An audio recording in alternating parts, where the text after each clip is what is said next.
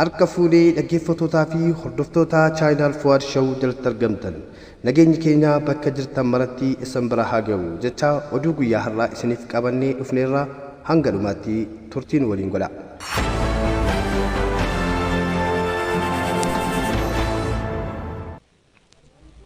Seerri ittiin bulmaata paartii badhaadhinaa sanada kontiraataa osoo hin taane galmee waadaatii jedhan ministeerri muummee Itoophiyaa pirezidaantiin paartii badhaadhinaa Dr. Abiy Ahmed bal'ina isaa akka itti aanutti isin dhageessifna.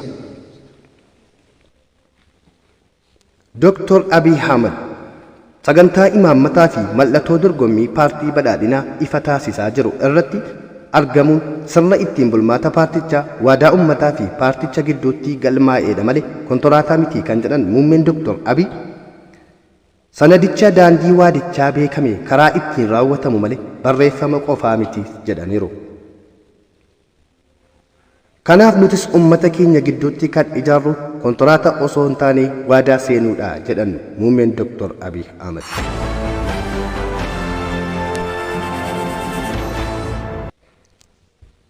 Kanaaf nutillee ummata keenya gidduutti kan ijaarru kontiraataa osoo hin taane waadaa seenuudha jedhan Dr. Abiy.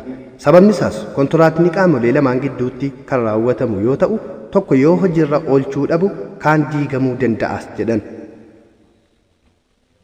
Waadaan garuu kutannoo qaamolee lamaan gidduutti kan galamu yoo ta'u tokko yoo dadhabu tokko gargaaraa kan deemu hirmaannaa hundumaa kan gaafatudhas jedhaniiru. Kanaafuu waadaan kun miseensota paartii badhaadhinaa hundumaa keessatti kutannoo fi itti gaafatamummaadhaan tajaajiluu irratti kan bu'uureffates jedhan. Itoophiyaa barbaannu ummata waliin ta'uun ijaarree dhaloota dhufuuf dabarsuu qabna jedhaniiru muummee ministeeraa Dr. Abiy Ahmed.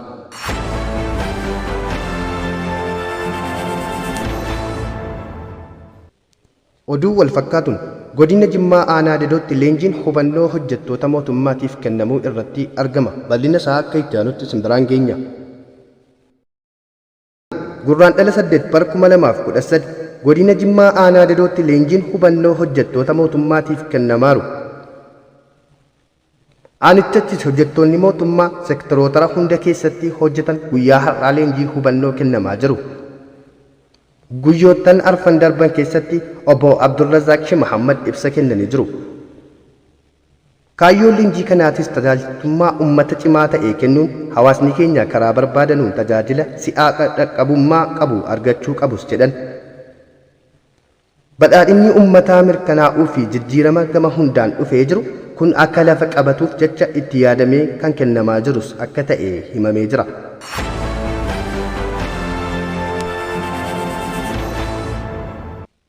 Filannoo marsaa ja'affaa akka biyya keenyaatti gaggeeffamuun qophiin taasifamaa jiru irratti hirmaachuun paartii badhaadhinaa bakka bu'uun buufata filannoo mattuu irratti mana maree bakka bu'ootaa fi paarlaamaa kan dorgomu ustaas keenya jaalatamaa fi kabajamaa ustaas Kaamil Shamsuu ta'uusaa beekameera.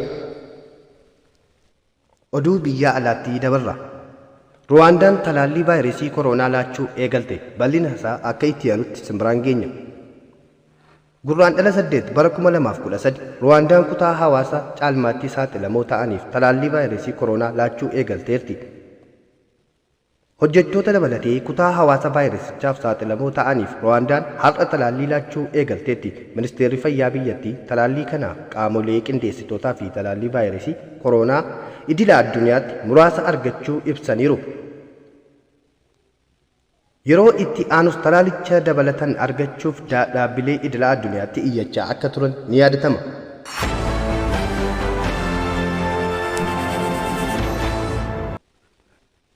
Giiniin weerarri vaayirasii Iboolaa mudachuu ifoomsite. Gurraandhala 8/2013 vaayirasiin Iboolaatiin lubbuun namoota 3 darbuu irratti waa'ee vaayirasichaa bifa weeraraatiin mul'achuu Giiniin ifoomsitee jirti. Biyyattiitti weerara vaayirasii Iboolaa mul'achuun wal qabsiisee lubbuun namoota 3 yoo darbu namoota 4 irratti ammoo vaayirasichi mul'ateera. Kutaa baha biyyattiitti sirna awwaalchaa irratti namoota hirmaatan keessaa namni 7 irratti mallattoon vaayirasichaa argamuus ifoomsiteetti. Egaan dhaggeeffattoota keenya oduun of irraa qabnu kanuma gara ispoortiitti isin dabarsina. Simannaa goototaa jiila ispoortii aadaa godina Jimmaatiif godhame. Bal'ina isaa akka itti aanutti isin dhageessifna. Waldorgommii shaampiyoonaa ispoortii aadaa Oromiyaa 26ffaan magaalaa Laga Xaafoo Laga Daadhiitti geggeeffamaa tureen godinni Jimmaa shaampiyoonaa ta'uun ni yaadatama.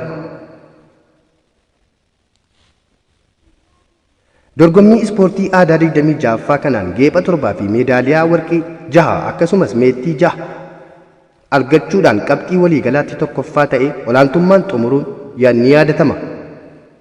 Jilli kun magaalaa Jimmaa yommuu qaqqabu bulchaa bulchiinsa godina Jimmaa obbo Abdullah Kimmuluu dabalatee hooggansa olaanaa godinichaa fi qaamolee garaa garaatiin simannaa ho'aan taasifameefii jira.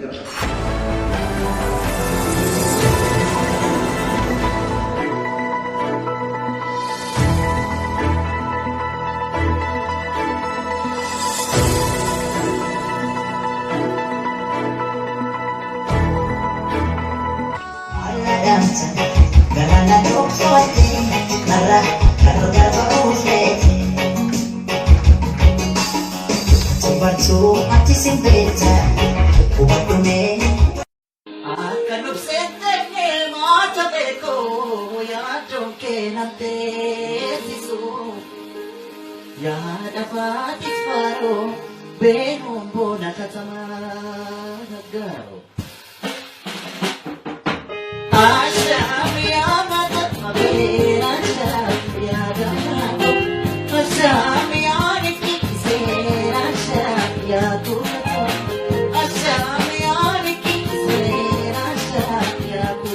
Shama, shama, shama, shama, shama.